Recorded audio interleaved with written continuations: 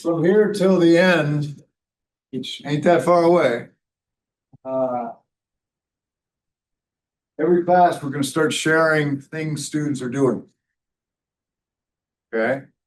And the purpose of that is to get feedback. So you can't just sit on your butt, you need to give feedback, help each other. Okay? So, and we're gonna start that tonight and every class going forward. So the first thing we're gonna do is we're gonna hear a guerrilla idea that these guys are fine. So if you can tell us the client, they do, and what the guerrilla idea is, how it's gonna work. Yeah, so the client is Vegan Bites by Jazz, and essentially what the business is selling like vegan meal prep and vegan meals.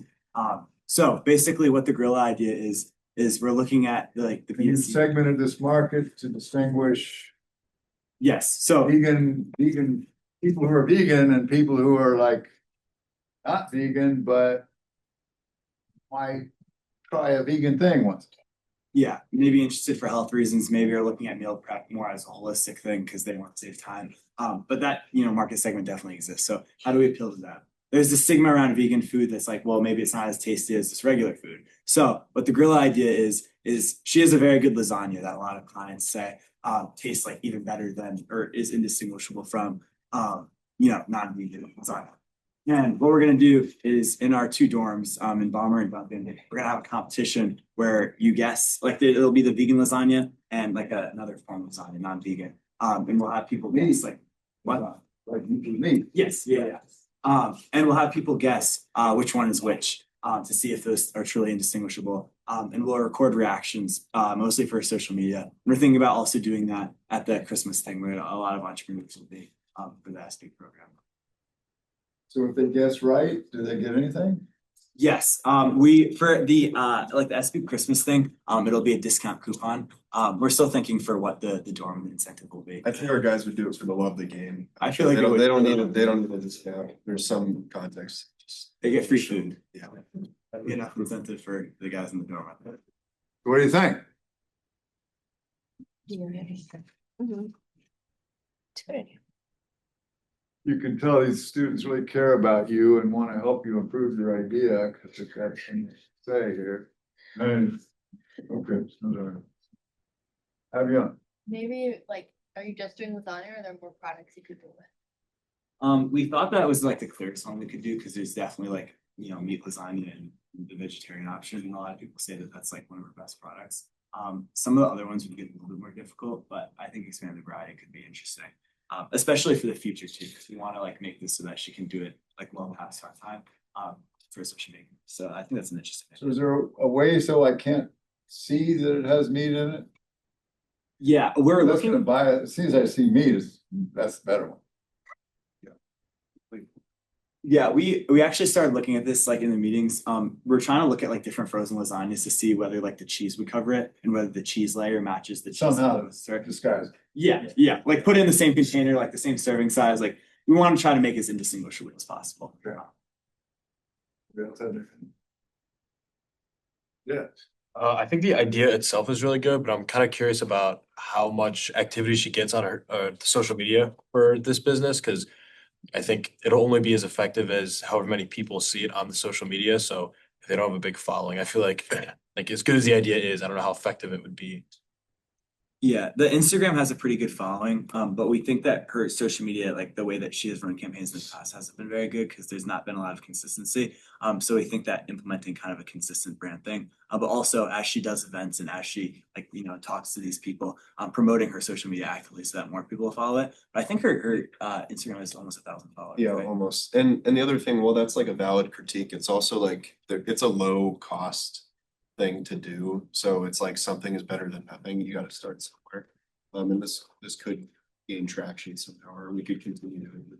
Well, and I think dealing with that problem is a separate deliverable, and one we're going to talk about in just a second with Sue.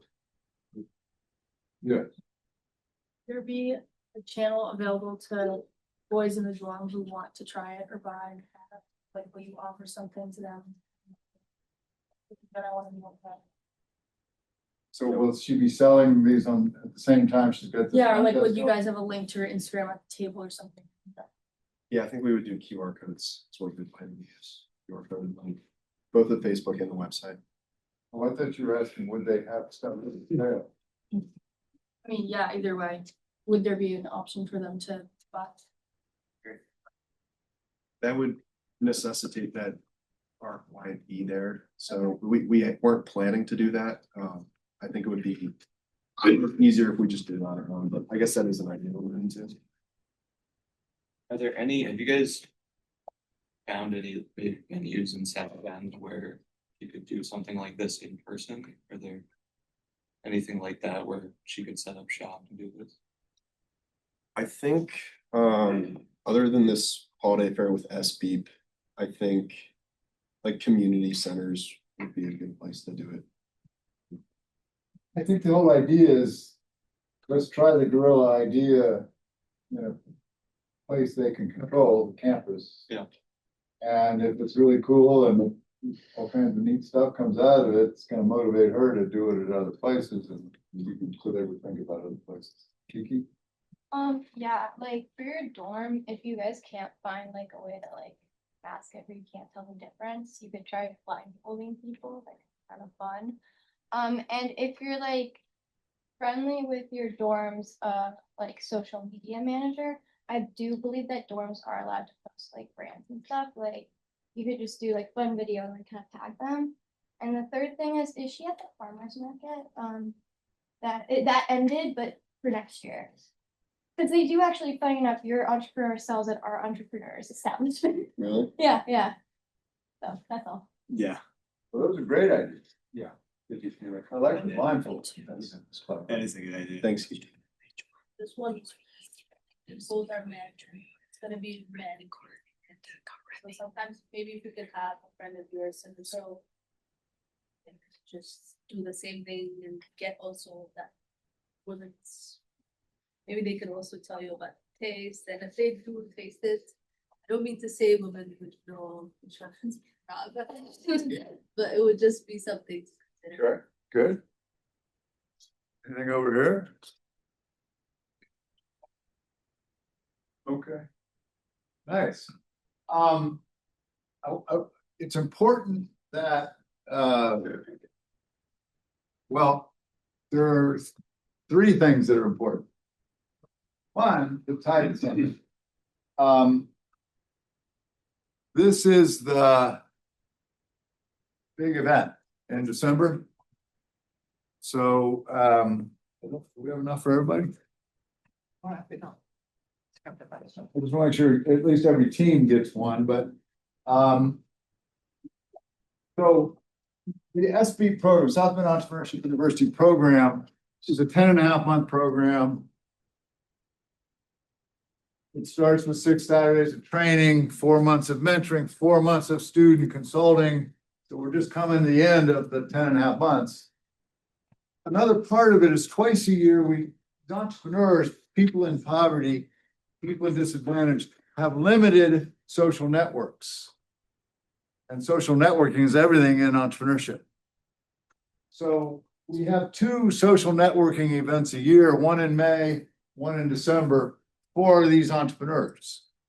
And we invite the community in, we invite the business community in, we invite the campus in, and you see these entrepreneurs in action.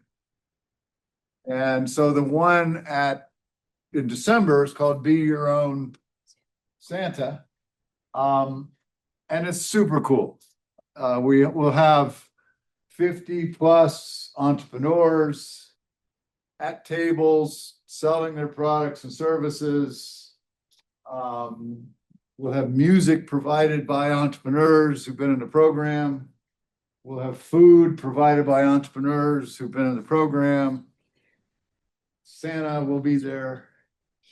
Christmas trees, we have high school kids doing decorations from one of the schools in South Bend. So 3 things about this. Thing one, you really want to try to talk your entrepreneur into displaying, having one of these tables. The deadline's come and gone on these tables, but can we still squeeze some in? You can still squeeze some in. So if your entrepreneur is not participating, you want them to participate. And this is a great scenario where they can practice talking about their business to people who walk up to their table. And it's a fun, it's a comfortable place. It's like the tables are all next to each other, so you get a bunch of vendors around you, you don't feel alone, you don't feel on the spot. Some of them sell services and they go, well, I don't have artwork or leather goods, or I don't have a physical product to sell. How do I sell a service? Well, they can have a brochure there on the table. They can have a computer with their website or whatever, any kind of thing. And they just talk about, some of them sell gift certificates. I know I bought gift certificates for people I know to get their house cleaned or whatever. So thing one is to encourage your entrepreneurs urgently, as soon as possible. Let Sue know. Get a table.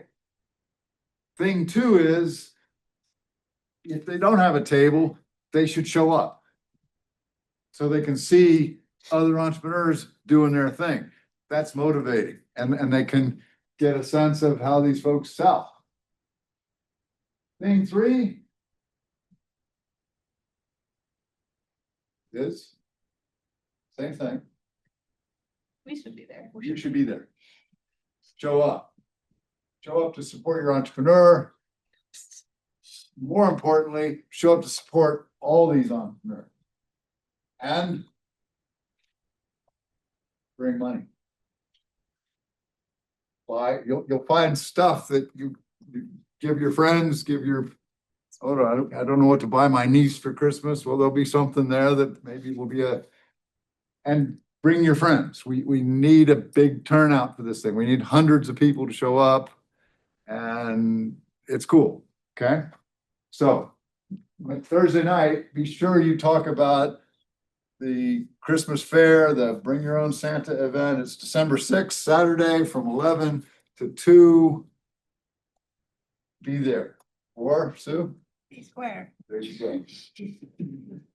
Okay, so that's that, and that. Are there any questions about if you spend money on deliverables for clients? I sent you a note about this. Everybody understands? So if you need to spend money on a deliverable, you need to spend it and then we can reimburse you. We can't pay the entrepreneur directly, but we can reimburse it as a student learning expense. And so if you're not sure whether it's too much money or whatever, just touch base and say, hey, we want to spend money on this. Is that okay? And a number of you have done that. Can we pay for a website for a year or whatever kind of question? Okay, so let's get rid of that.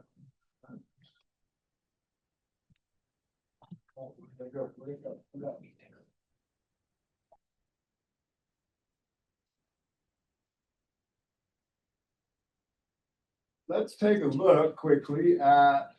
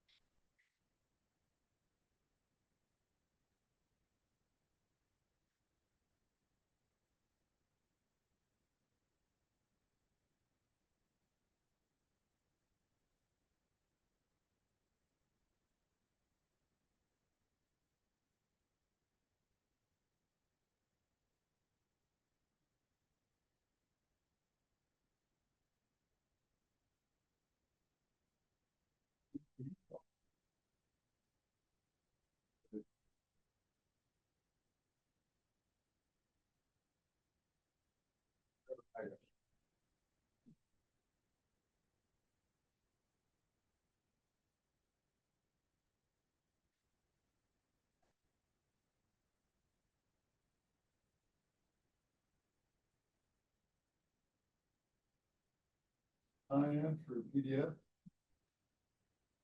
They changed our licensing. Clowns.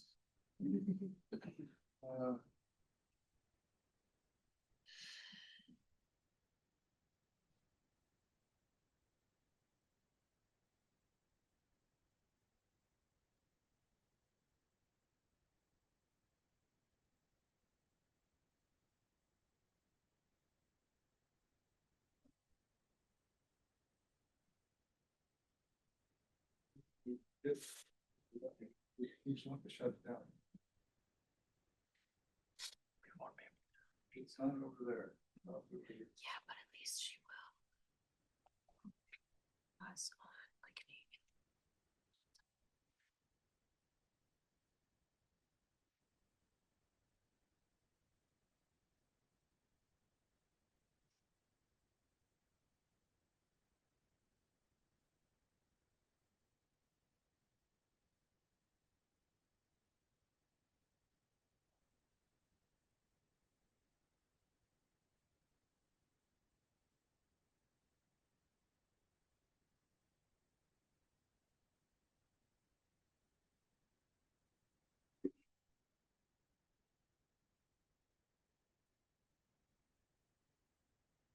Okay, where's the team?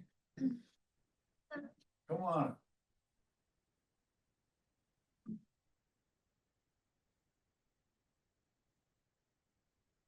So here's a brochure created by a team. They're gonna explain their client and what they're doing with the brochure, and then you're gonna give helpful feedback, right? Stephanie? Okay, so our client is Alicia. Her company is named Alicia, and she's a baker. She sells a lot of products. Multiple like types of cakes, sizes, dip treats, I don't know, cupcakes, cake slices. We'll see it on the other slide. But basically, her idea behind this was that she's a single mom and she has 2 kids in elementary. So with that, she could advertise maybe in after school events where parents are more involved, or maybe even like Christmas events, graduation events. I forgot the name, but before like the school year actually starts. And she could go and actually like advertise, and she only has like a business card, so it doesn't actually like show like what else she sells exactly. She can't just have like cakes there on the table if she wants to advertise them. So we thought that a brochure would be a good idea to show what else she makes. And then other than this, she also proposed a farmer's market.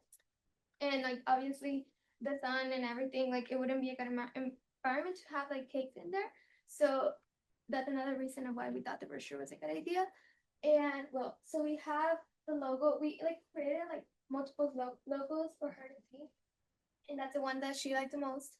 And then it just says Alicia Sweets, and then her slogan, a piece of heaven in every bite. And then that's we have like, or we hope to create a website too with code Let's words. just focus on the brochure. Let's go through it, please. It like kind of reflects like the website of, like tells you like the about card, contact us, the QR code for the website, and then just like a gallery of like other like cake. Yeah. So you see this is the opening, the cover, right? Yes. First panel. Logo, tagline, piece of heaven in every bite. So this is the back, the very back of the thing, contact details. But other stuff there too. These photos, can you take us to the other 3 panels? I hope, yeah. And then this just like shows the prices of like the center cakes, sheet cakes, tier cakes, and an example of how each will look like. And then that's the treats. We also have cakes like this and cupcakes under the treats, and they're not, so we switched that already. And then just some flavors that she offers. She offers more, but we couldn't include all of them, so yeah. What do you think? I know the photos work because I'm wanting some dirt right now. What do you think?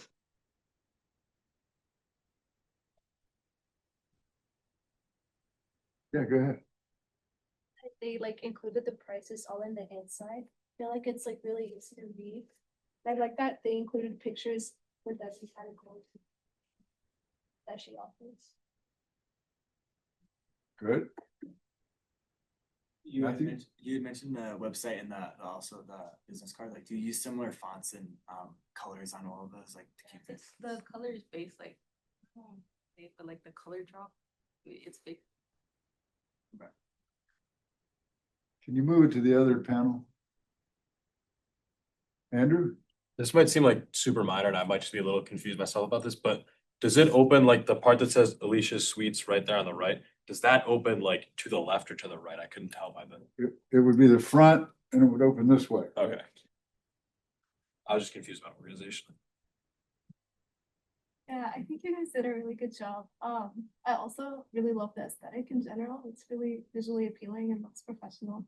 I think like maybe the only thing, because her pictures are so good and her products are themselves very visually appealing. Like I wonder if adding like a picture either of her or of her products in the very front page to get people to want to open it and see the other really cool things that she makes. Overall, you guys did a really good job. So you're saying maybe move, this is a fantastic picture. Maybe move that here, Yes, either that or one then of her create more products. space on this panel. Yeah, it could be like the font could be maybe bigger, just so that it's easier to read. So yeah, I think, Okay. like having a picture in the front. So there's a thought. Matthew? Yeah, I just have another thought too. Like, I do really like those pictures, and like, if I was looking at that, like, I would see those strawberry cupcakes and be like, wow, I really want to order one, but like, what is that called? Like, what would I order if I wanted to order that? So it might be nice if you didn't have to shrink the pictures too much, like to put a little caption as to what each item is, so I could just like order it instantly. Other thoughts?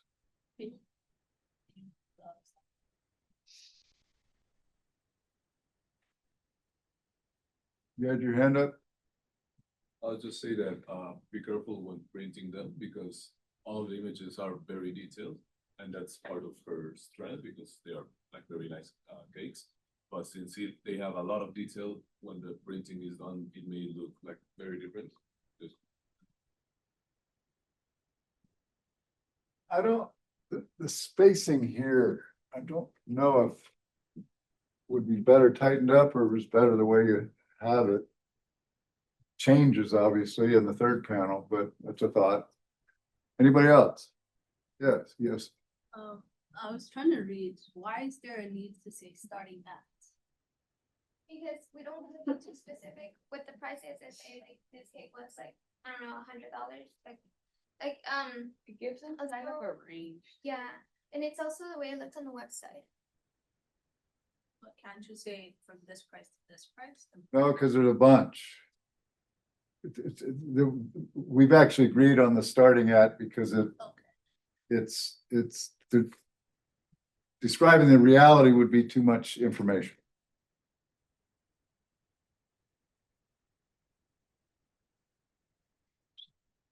Okay, not much feedback, but you got some there. I hope that's helpful. Oh, yes, go ahead, Carol.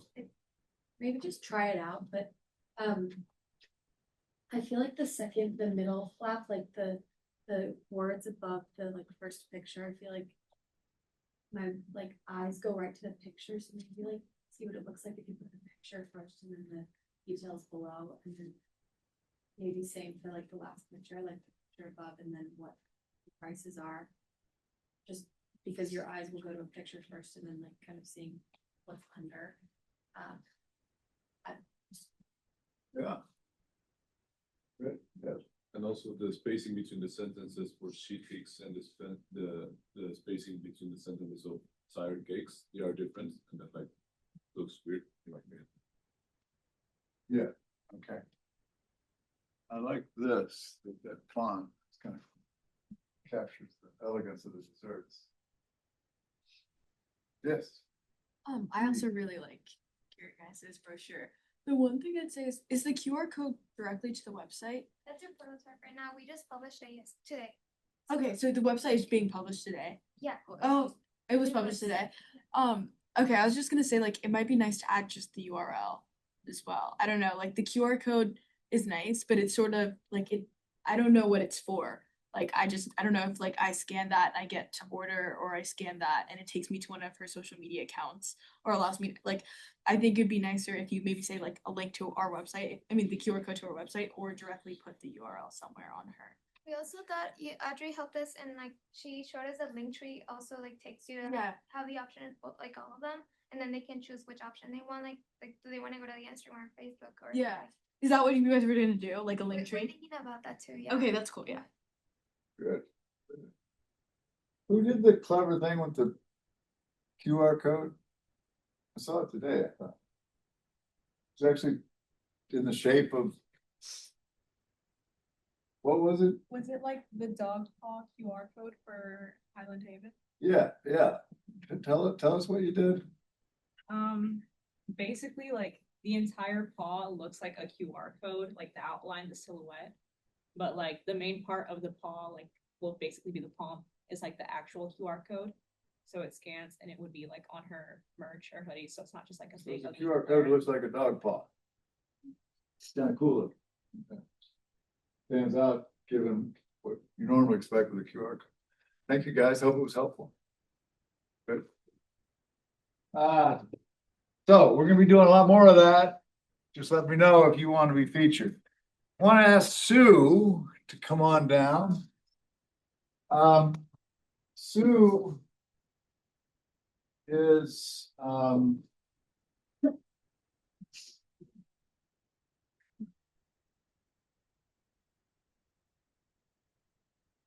so in our journey over these last couple of years to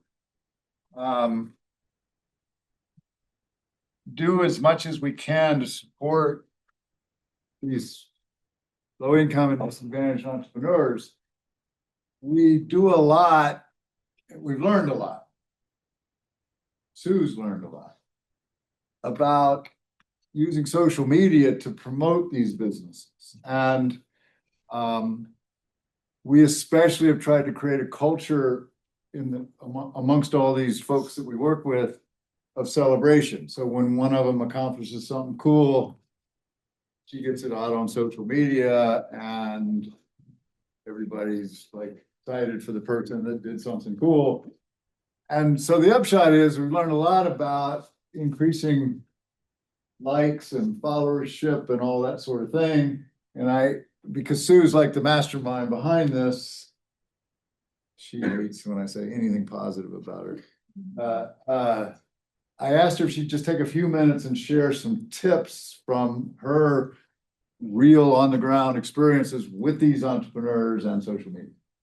And I'm gonna hand out some handouts while she's doing. Okay, so I know all of you know social media well in your context as students and interfacing with each other, but when you're using social media for business and especially in South Bend, it's quite different. Like South Bend runs on Facebook. I know a lot of you guys think Facebook is something that already passed away, but in South Bend, it's really alive and well. And this is how really the whole South Bend community tracks what's happening with each other. So that's going to be something we'll talk about so that you can help your entrepreneurs if you're building out their social media platforms. It's going to be really very cool. So one of the things, I don't know if you use hashtags or not in your own personal things, but that's kind of like a way that you view different populations of people to draw them to your site. They're kind of like magnets. So if you're a foodie and you put like hashtag foodie something, you know, like that'll draw the foodies to you, or pets, you know, like they're kind of like special words. So you can look up different hashtags that are useful for your entrepreneur and help them kind of develop a vocabulary, a little bank of hashtags that they can use. But especially like for those of you that have businesses that are not yet very visible, this is going to help them establish credibility in the South Bend community. And so one thing I just want to emphasize, and I want you guys to emphasize with them, is they really need to clarify their business personality from their private. Like a lot of the entrepreneurs we see, they're merging and they're talking about personal things on their business, or they're writing things on their personal that are making their business look unprofessional. And so as you have the opportunity to emphasize that, like to really develop a very professional buttoned up online persona, it'll really help in establishing their businesses. Like Alicia that you just saw, she has a fantastic presence. Like she's constantly posting pictures of her cakes and she's selling $10 slices of cakes out continually. So she's got like a cult following already. So there's 3 different groupings of social media platforms that we're going to look at. The first set are social networking.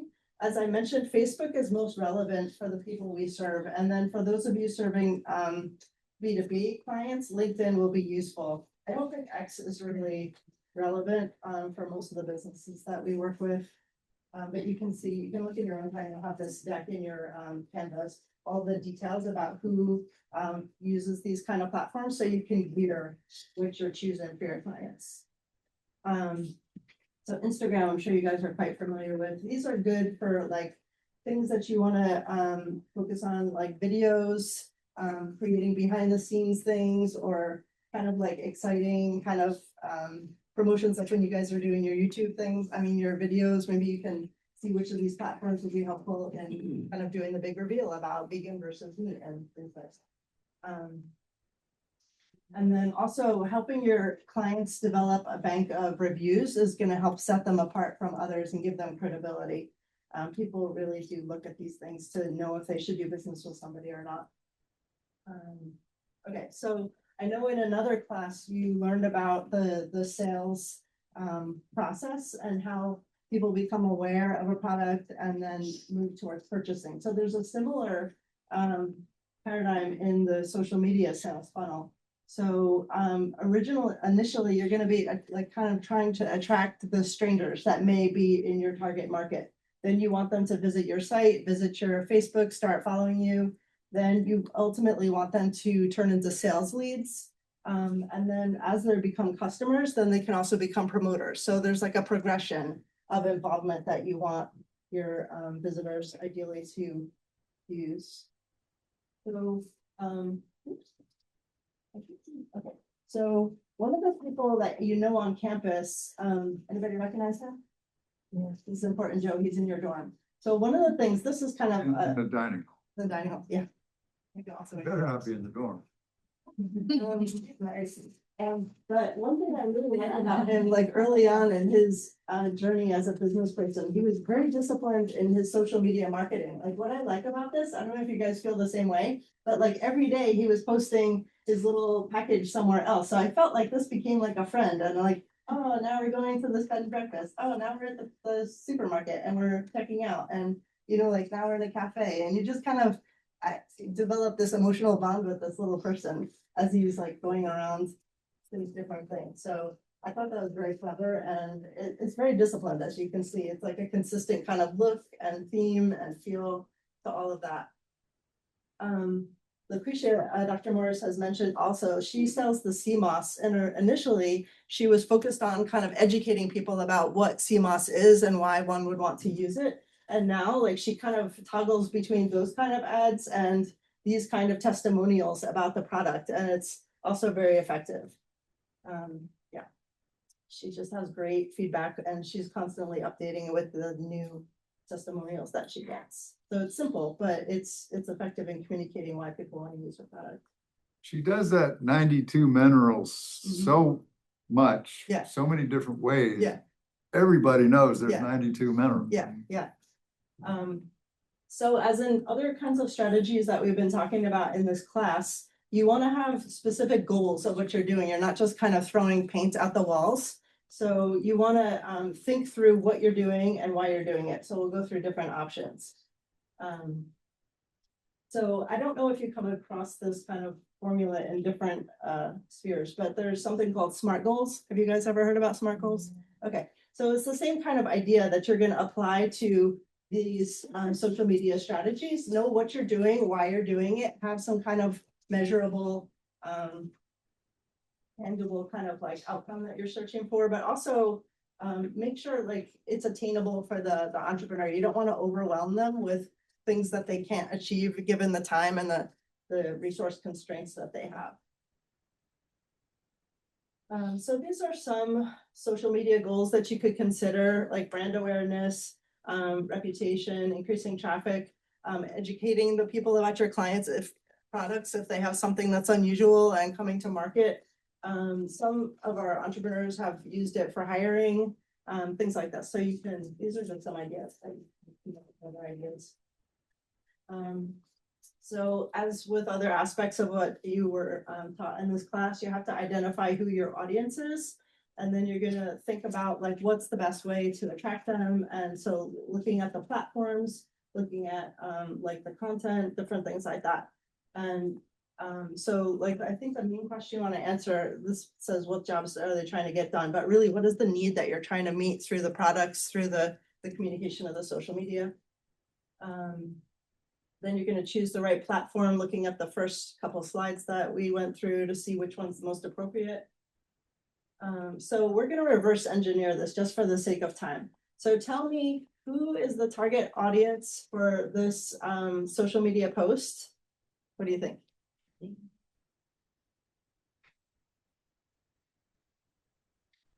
Demographics, psychographics. Yeah. Gen Z, Mhm. probably something, or someone who is interested in like just having fun, who has some free time Mhm. on their hands, who lives in Indiana, Michiana area, probably mostly female Mhm. audience. Mhm. Anything else you can tell from here? Price conscious, maybe? Yeah, you know. Because she's emphasizing price. So where would you put this kind of social media post? What would be the best platform? Instagram. Yeah, Instagram, what? From Instagram. You guys are not native to Facebook, but Facebook is really the place. You have to get it in your head. South Bend is Facebook. The two are they're inextricably combined. So the best times to post, according to Hootsuite, which is like it's like a master, like the master communicators use Hootsuite to schedule on all these platforms. So this is when they say are the best times to post, but I'm gonna give you a hack for personalizing it for your entrepreneurship. This is kind of general information. So here's some other tips for developing your campaigns. So first you have to it takes a little bit of time to develop like your network of people that are following you. So if you invite other people to collaborate with you, that'll help kind of jumpstart your nexus of people. Curating your feed. I don't know, like if you saw with Joe, with Lucretia, there's other ones like that. It's very disciplined. The way everything looks, it doesn't all have to be all the same all the time, but it'll be like all together. It looks like there's an intentional plan and there's like a look and a format and a feel to all of it together. If there's some kind of cause that somebody can marry, that will help jumpstart. There's just different things. Like sometimes there's trends that make sense to integrate into what you're doing. And also like if there's a way for people to get involved that makes sense, like we have this one entrepreneur, Eat Good Local, and he'll say like, what restaurant should I visit next? Or has anyone tried this? Or what did you think? And so people will jump in and he has thousands of followers kind of like following him and kind of interacting with him. It's interesting to see how he's been able to take off with that. And then also hashtags. If you can think of something memorable that's actually relevant, that'll help draw the attention that you want to get your entrepreneur jump started. Okay, so here's some tips. I'm sorry, I'm already over. Here's some tips for Facebook, but quality photos is really important. So make sure your entrepreneur, you give them a kind of suite to start off with and help them to jumpstart them. There's more tips here, like having, some things obvious but that are missed. Hours, website, phone numbers, make sure it's all current. Again, don't post personal things. It really is a turnoff to see like businesses also kind of mushing together details of their personal lives.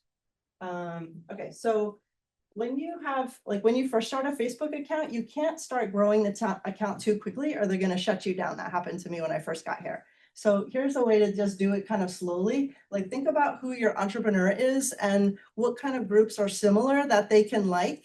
And then it's kind of like you like them, then you start to follow them, and then you'll get more traction. Like in the beginning, you're in this like Facebook jail. So you kind of have to punch your way out by like slowly liking, commenting on other things. So for us, when we were establishing the SB page, I liked different chambers of commerce, different things to do with African-American like clubs and societies in town, other groups that were doing similar things to us, the YMCA, different things like that. So that helped define who we were. And then the algorithm started to understand who we are and then was helping to like exchange people to us to them. But in the beginning, the algorithm doesn't know who you are. So you kind of have to define yourself. So if your entrepreneurs can spend some time liking other people's posts that are relevant, commenting, saying, hey, I like your cake. Hey, oh, great baby shower, then that'll draw more people to you and you can grow. These are the hacks. Okay, so you could read this. You guys know about Instagram, well, because I'm out of time.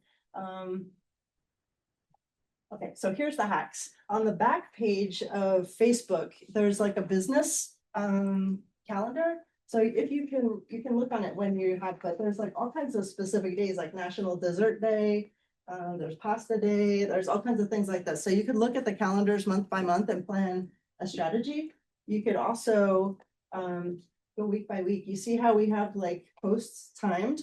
So you can pre-plan your month and you can like pre-schedule everything. So the entrepreneur doesn't have to go on every day and post every day. They can kind of just plan, okay, this is what I'm gonna do in a given month and get it done in one day. Then here is the other hack. You see how it's this one down here, 7 p.m. After you start using Facebook a little while, it'll know who's following you and what times that they're on. So then it'll suggest when you should make your posts, and that's super helpful. Another hack, you can do Facebook and Instagram at the same time. So it'll post to both. So that'll save you and them. And so here's your summary. Understand your audience, have a clear message, use your visuals to tell the story, interact with your audience, be consistent, and keep it professional. Thanks, Sue. Yay, thank you.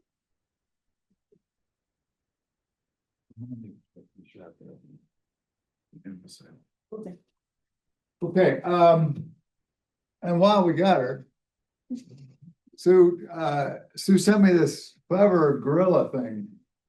Oh, yeah. Oh, yeah, I did. Tell him what it was. Wait, I forgot.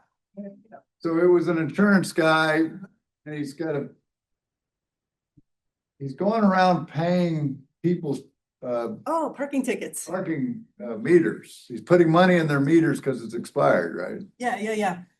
And he put a card on there or a flyer saying like, hey, you know, something, I forgot exactly. You want me to look it up? So He's saying, I just paid, your meter was gonna expire. I just put money in your meter.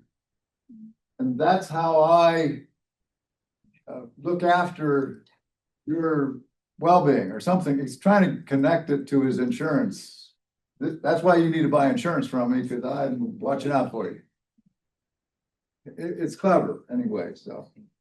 Okay, and then I think that's that. So let's talk about what we came to talk about, which is a bunch of you have clients who don't know how to sell. So let's talk about self. And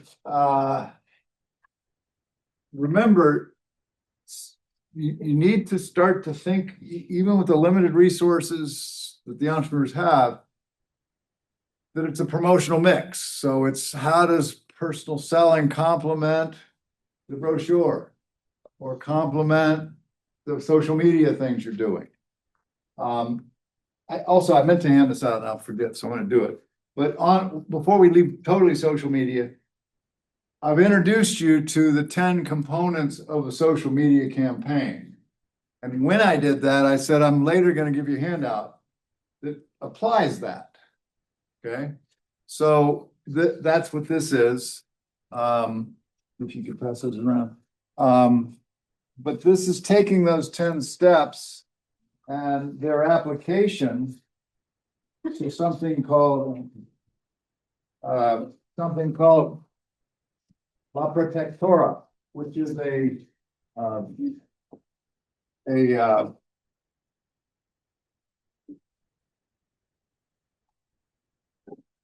social cause organization, a nonprofit in Chile that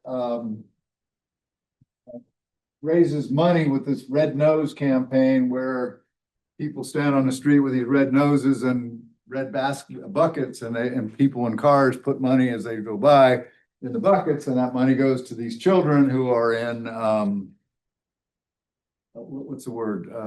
orphanages? Huh? Orphanages? Orphanages? Yeah, orphan children, but an educational program for them, or schooling. And the problem is their donations have been falling off because they just rely on the buckets and the red noses.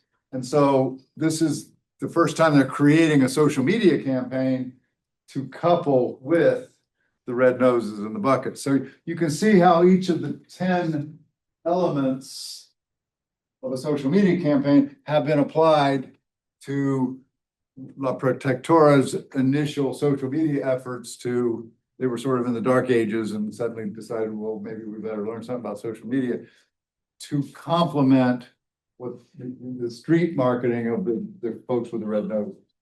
Anyway, with personal selling, you want to look at how it is part of a communications mix, a mix of communication. So it's complemented or complementing or complemented by what you're doing with social media, what you're doing with your brochures or what have you. The message to your clients has to be, no matter how introverted they are, no matter how shy they are, you got to be selling all the time. And it's not just selling to customers. It's selling to resource providers. It's selling to get into a store. It's selling to get suppliers to give you 30 days terms to pay rather than cash on the barrelhead. And so getting this selling mindset entrenched in how they do everything, realizing you're constantly selling. And so think about yourselves from the vantage point of you're wanting to go to that place in Texas, something on Padre Island for spring break, right? But you need $500 for the plane ticket or hotel or whatever. And what's a good port of call to get that $500? Your mom, right? And I bet you've got it down how you would approach your mom to get that $500 out of her, right? So we all sell. Maybe you don't think you're selling, but that's exactly what you're doing, right? And so think about how to do that more effectively, more systematically from a more holistic perspective. Can I have it? Yeah. Thank you. So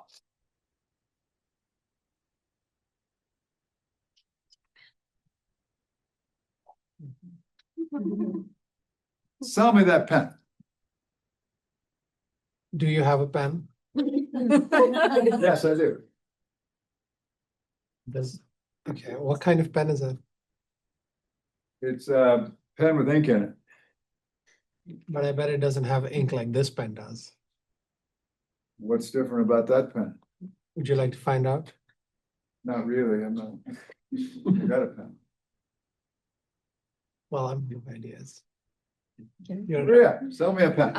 So you said that you have a pen, but does your daughter have a pen? Because it's pink, it's pretty, and she can get it for. He likes pink pretty things. So we can try and maybe she will like it. Okay. You can take it with you and see if she likes it, and if she does, then we can sell a bunch of these to you for off price for 10% less. Okay. Good, good, good. Yep. Thank you.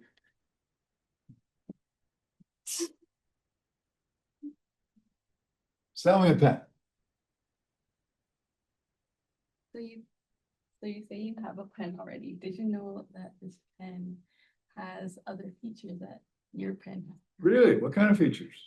Did you know that you can write with this, and if you ever make a mistake, it has an eraser for you to. Oh, okay.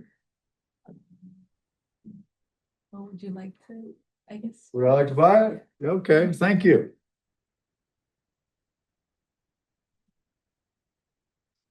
What is the mistake most people make when they try to sell something? And you saw it a little bit in what each person did. Kiki? A common mistake is to just go straight into selling the item and telling someone how great it is before, like, maybe you should make like a connection to the person. Okay. What's the one thing Ahmad did that the others did not do? Ask if you had a pen. He asked me a question. He asked me a question. The tendency, and this is a famous exercise, sell me a pen. I don't know if you ever saw the movie, the Wolf of Wall Street. And the guy was such a rough, bad guy, but in the end, he's no longer a stockbroker. He's in Australia doing sales seminars, right? And he goes, sell me this pen. And even that he stole. Yeah. The point, though, is when you're asked to sell something, you immediately gravitate towards its superior features. It has this, it can do that. Isn't this a pretty color? Don't you find it would be, what did you ask me, something? Oh, it's erasable. You can undo what pushing features or trying to push superiority. What you want to do is, like all things in this course, you want to think of selling as a process approach.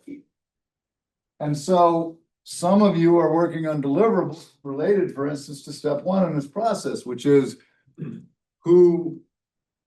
what offices or businesses should we encourage our client to call on with her cleaning services? Prospect. I'm going to elaborate in a second. Then what preparation should people engage in before they go in and make a pitch or a presentation? We use this term cold calling to describe going in and making a sales presentation where you don't have an appointment. You just walk in. But even with a cold call, you want to do some preparation. We'll talk about that in a second.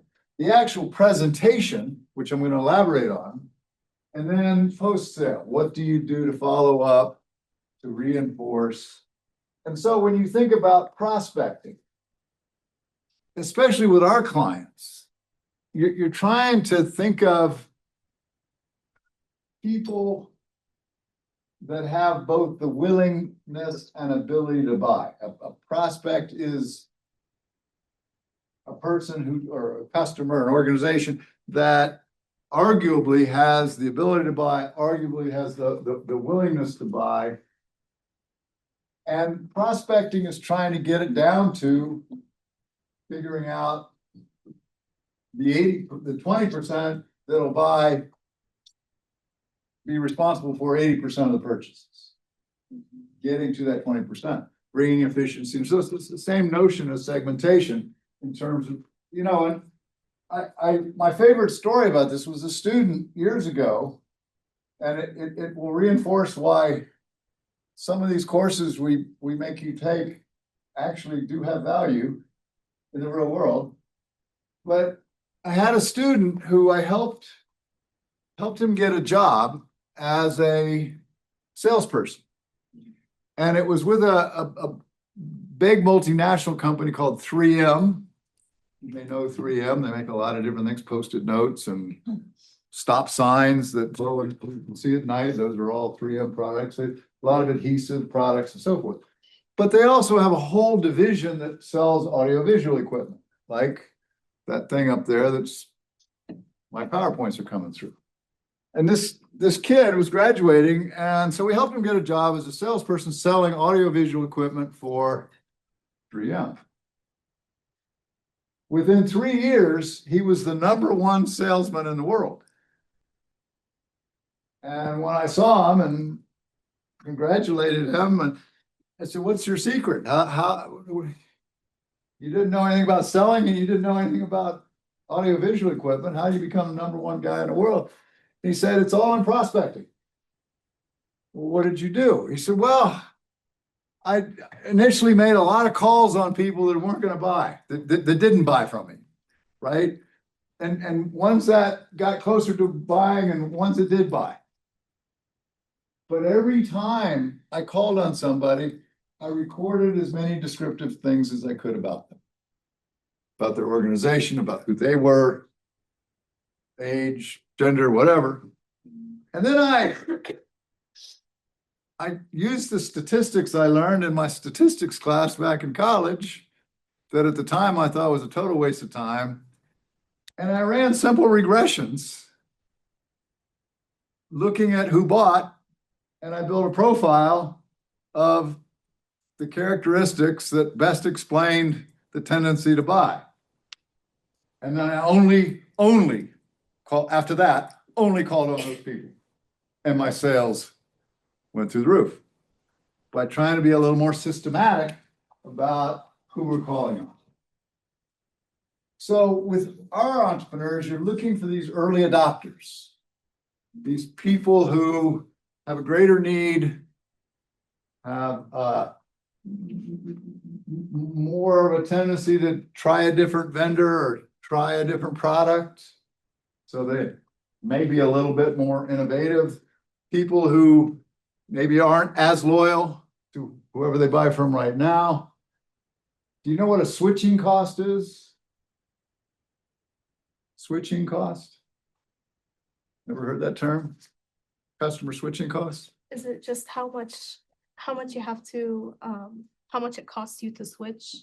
Like, How much it costs you to switch, Karen, but not just financially. Not just financially, right? Why does a person who's never used a smartphone continue to refuse to use a smartphone even though they could afford it? Because they think, the learning curve. I'd have to learn all this. I don't know what an app is. I don't know how to use whatever. That's a switching cost, the learning required, the inconvenience I have to go through, so it could be additional financial costs beyond just paying for the product. You know, I need to subscribe to some service or I need to do something else, but it's the total cost, financial and non-financial, of switching from brand A to brand B or to a new product that I haven't tried before. And so you're looking for people that have low switching costs as well in terms of these early adopters. So that's the prospecting. The preparation is, what are the things that knowing would make you smarter when you're in the sales scenario, when you're trying to sell something. So that's, if it's B2B, business to business, that's who the company uses right now to provide the good or service. It's aspects of the business. Are they having a good year or a bad year? Do they have seasonality in their sales? Can I capitalize on that in some kind of way? Unique problems that they have, competitive threats that they face. And if it's a B to C, then understanding more about their family situation or their financial needs or pressures, but doing your homework before you actually make a call. When we get to the presentation itself, why do salespeople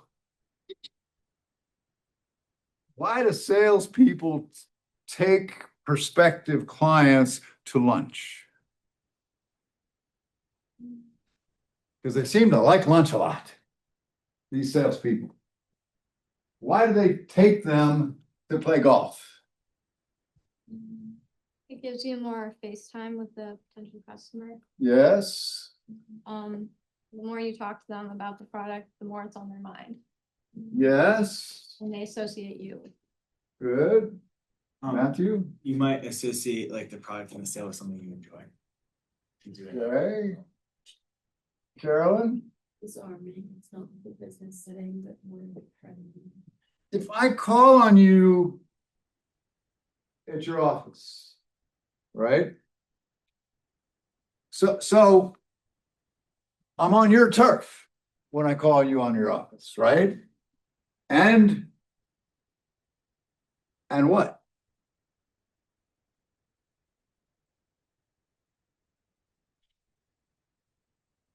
Yeah. Usually have greater leverage because it's your face. The customer does, not the salesperson. Salesperson's at a disadvantage. Why? What do you want when you walk into my office and you need something? And I'm sitting there looking at the computer. What do you want? You want my attention? Maura, stop reading, forget, I'm here, talk to me, right? And what makes it harder for you to get across whatever you're trying to say to me? When my phone rings, right? When Sue pops her head and says something. So if I know a salesperson's coming, what am I gonna tell Sue? Because I don't want to deal with a salesperson. Or anybody I don't want to deal with. What do I tell Sue? Come hop in a few times. 10 minutes into this meeting, call me and tell me I have a meeting with the dean downstairs and I gotta go. Right? The customer controls the dynamics of the interaction. They're focused on what they're doing in the workday, what problems they're having, issues they're struggling with, and it's tough to get them focused on you and your message as a salesperson. Whereas if we're sitting over the lunch table, I got your full attention. There's no email or phones or interruptions or somebody running in saying, Bob, we got a problem down in the warehouse going on. Okay, so the issue of the venue matter. The key to the presentation, I don't know if any of you ever seen, there's a couple movies, but the best one's Death of a Salesman. I don't know if you've ever seen that Broadway play or the movie they made, but famous in selling is the so-called AIDA model. If I'm coming in to call on Abby, what do I need? I need her undivided attention. I need nothing distracting her, the things on her mind, the problems she's had. I need her to focus on my message. I need to then get her interested in what I have to say. I got her attention, but she's not interested because I'm selling lumber or whatever. Get her interested. I have to create desire on her part to buy. And I have to ask for the sale. I have to AIDA. That's what you're trying to do in the presentation. To do that, within the overall selling process is the process of a sales presentation, process of making a sales pitch. And if we come back to the example where I ask people to sell me a pen, note you're not walking in and simply saying, I got the best pens in the world. You're not simply coming in and talking about superiority or advantages or my food tastes better than everybody else's or my price is lower than everybody else's. You're organizing a sales presentation around these steps. There's an opening. The opening is where I'm trying to grab your attention. Attention, interest, desire, action. That's flowing through this. I'm trying to do something, say something that gets you going. That's different. I thought of that. Let me focus in on what this guy's saying. I'm then trying to clarify needs. Ahmad, meaning? Trying to understand, ask questions. Ask questions. Ask questions. Ask questions. That's like a lesson for life. I am in the middle of interviewing students for the ESA program in South Africa this summer, and I give them scenarios, and they have to figure them out. And they're all real scenarios that happened over there with clients. And they got to figure out a way to solve the client problem in the interview in real time. So you wouldn't believe how many students jump in and immediately try to solve the scenario.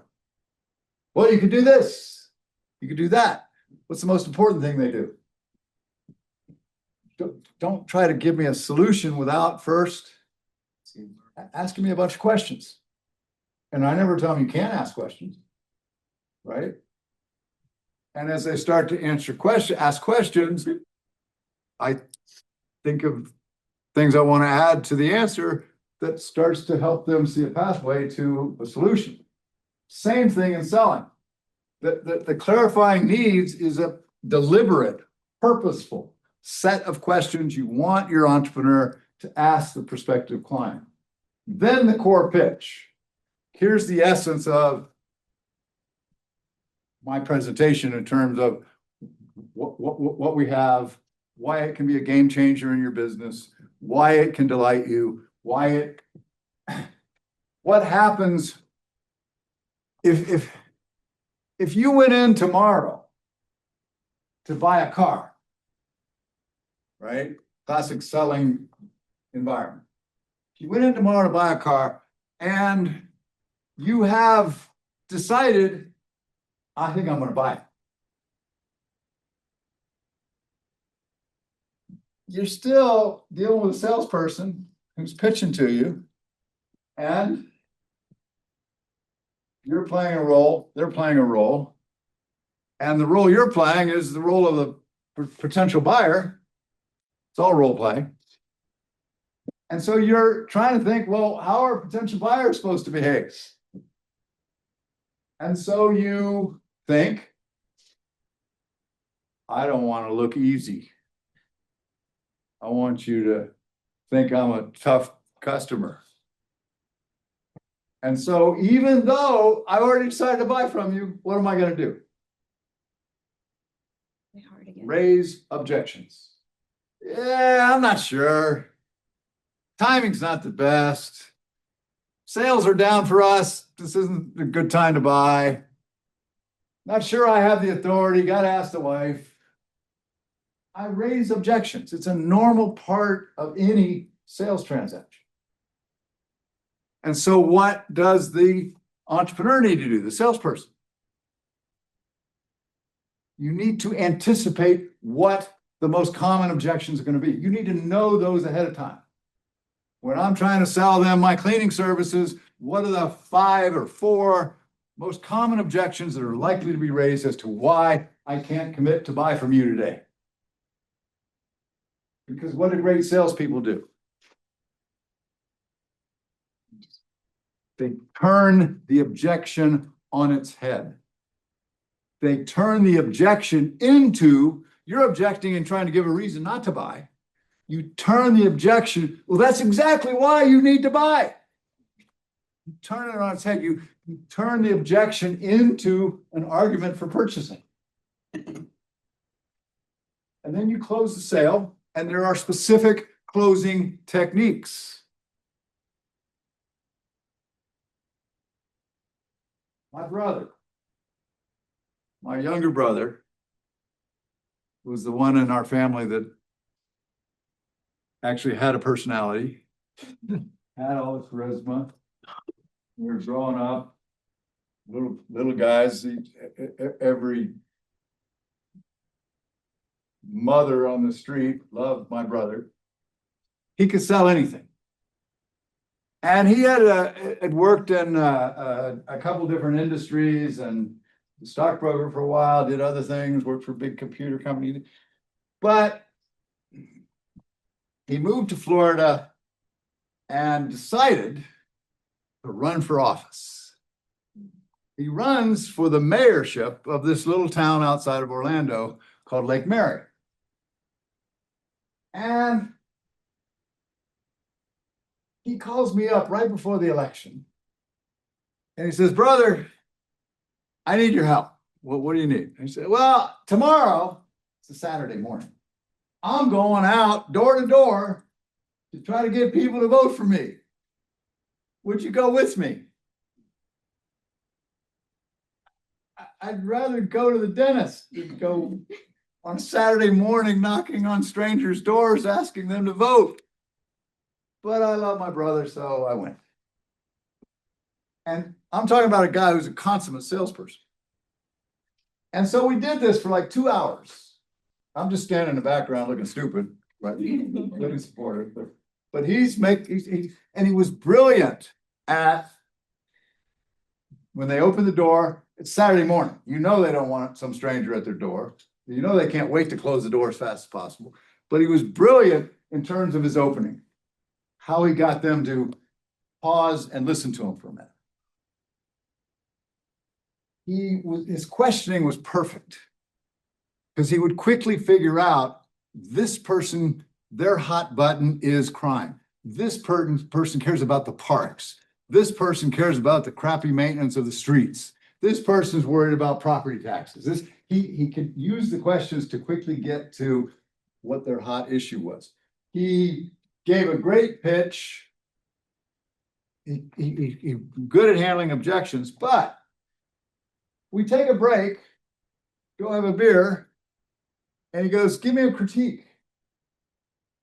I said, well, you've done great, but you've made a critical flaw. What do you think his critical flaw was?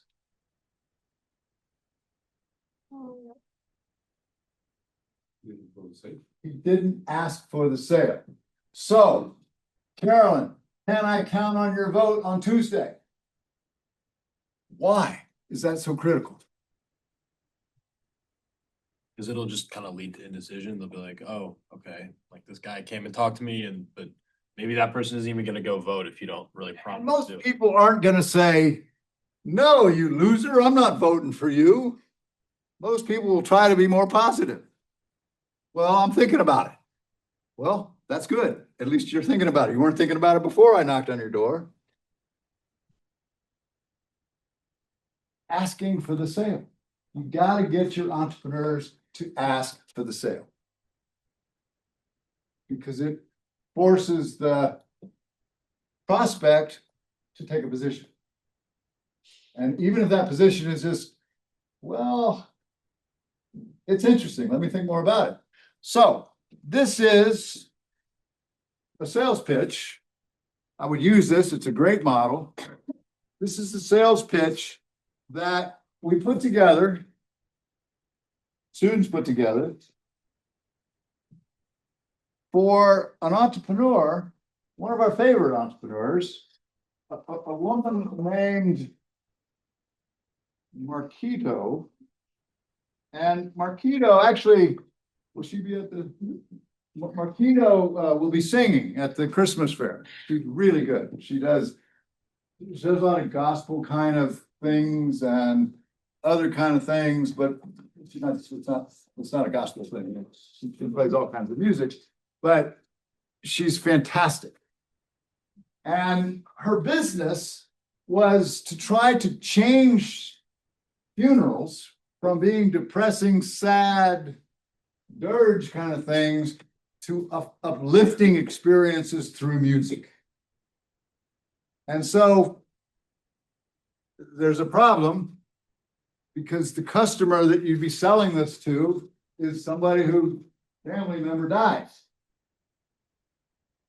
And you don't know when that's going to happen. So your people aren't in the market until a death happens. So what does Marquita have to do? What do the students talk to her about? You can't get to the person themselves that has a family member dead. You have to go market to. No. The funeral home, the funeral director, or who else organizes funerals? Churches. So the target part now becomes a B2B sell, even though I'm selling something ultimately the family has to decide. But I gotta sell to these sort of gatekeepers. So she's calling on funeral homes, funeral directors. Look at the pitch. I don't have one now, but what's the first thing that happened? What's the opening? That's not the opening. What's the opening? Did you know the music? This one? Did you know that's a great opening? some fact, some statistic, some interesting piece of trivia that is not just trivia, but relevant. But what is it? Did you know that music is one of the most effective means of processing emotion? Sydney's gonna go, kinda knew that, but that's kind of interesting. What have I got? I got her attention. Tell me more. That's interesting. Right? So that's the opening, some kind of hook, some kind of way to get them to want to listen more. Right? Then what? Clarify needs. What are the questions being asked? What's the most memorable music performance that you've experienced at a memorial service? Right? What made it so? What made it so? Why is that a great question? I'm not selling, I'm not talking about myself. I'm asking you things that, what? I was just gonna say, like, they might not really have an answer for that. They might, like, then that would help them recognize potentially the need for that if they're. Okay, it could.